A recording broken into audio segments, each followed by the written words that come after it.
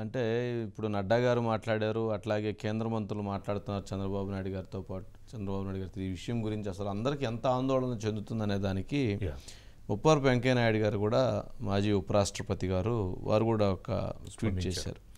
వారు ఏమేమి పెట్టారంటే, ఇప్పుడే తిరుమల శ్రీవారి ప్రసాదం తయారీ విషయంలో వస్తున్న వార్తలను ఎంతగానో కలిచివేశాయి.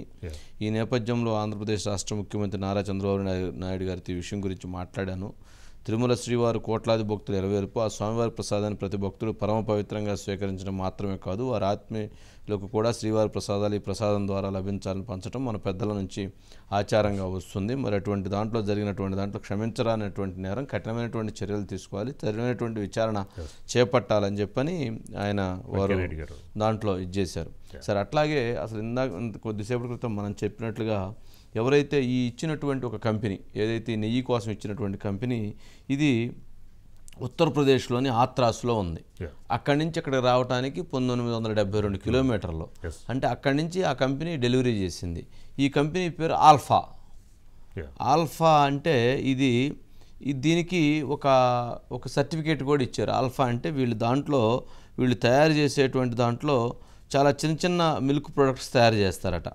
ఏంటి, మిల్క్ పౌడరు, బట్టరు, ఘీ ఇట్లాంటివన్నీ తయారు చేస్తారు. ఈ కంపెనీకి సంబంధించిన దాంట్లో ఈ ఆల్ఫా కంపెనీకి హలాల్ ఇండియా సర్టిఫికేట్ కూడా ఇచ్చారంట. హలాల్ అంటే అదే హలాల్కి సంబంధించినటువంటి సర్టిఫికేట్ని కూడా ఇచ్చారట. ఇది ఎప్పుడు 13 సెప్టెంబర్ 2021లో ఆ కంపెనీకి ఆ సర్టిఫికేట్ కూడా ఇచ్చారు అని చెప్తున్నారు. మరి అసలు అంటే అక్కడ అసలు ఏం తయారవుతుంది, ఏం జరుగుతుంది, అక్కడ నెయ్యి తయారు చేయటం ఏంటి, ఆ నెయ్యిని ఇక్కడికి తీసుకురావటం ఏంటి, వీటికి సంబంధించినటువంటి జరిగిన దాంట్లో మరి ఏంటి అనేది అర్థం కానటువంటి విషయం. ఒకసారి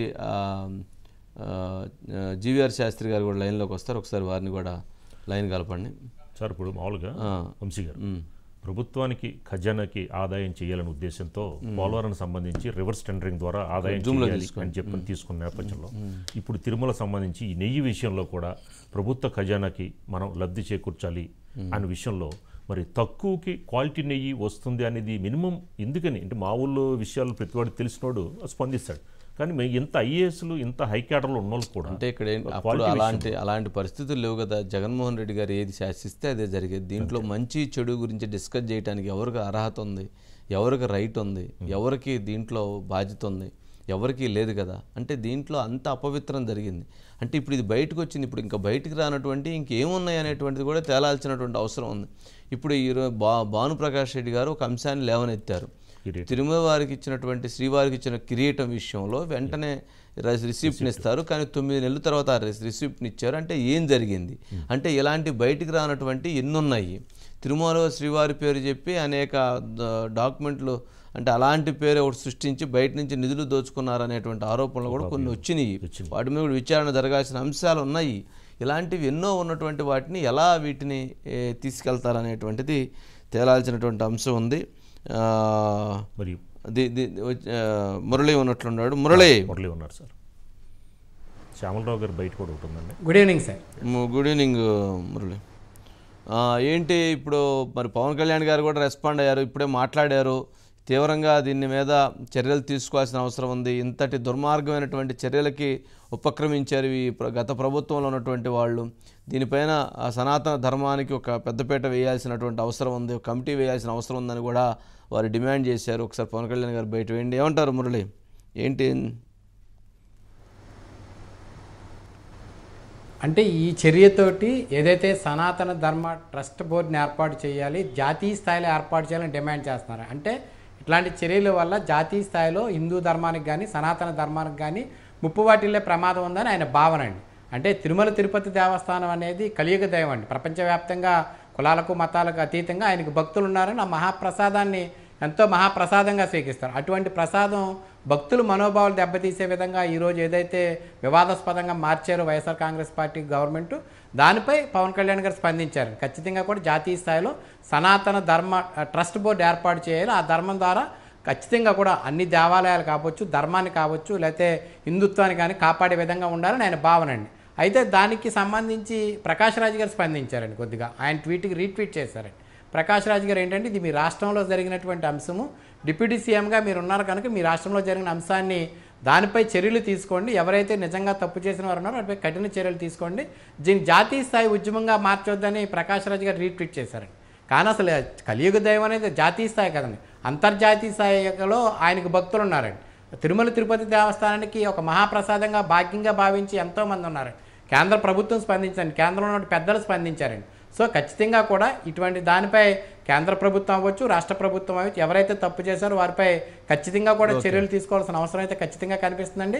భక్తుల మనోభావాలను కాపాడటంతో పాటుగా తిరుమల తిరుపతి దేవస్థానం యొక్క పవిత్రతను పెంచే విధంగా కూడా చర్యలు లేకపోతే రాను కూడా ప్రతి ఒక్కరికి కూడా ఇటువంటి అంశాల పట్ల కొంత లోకుగా తీసుకుంటారని, ఇటువంటి అంశం పట్ల తప్పు చేసిన ఏం ఉండదులే ప్రభుత్వం పట్టించుకునే విధంగా ఉంటుంది కనుక ఖచ్చితంగా ఈ చర్యలపై ప్రభుత్వం కొంత సీరియస్గా రియాక్ట్ అవ్వాల్సిన అవసరం అయితే కూడా ఖచ్చితంగా కనిపిస్తుంది సార్.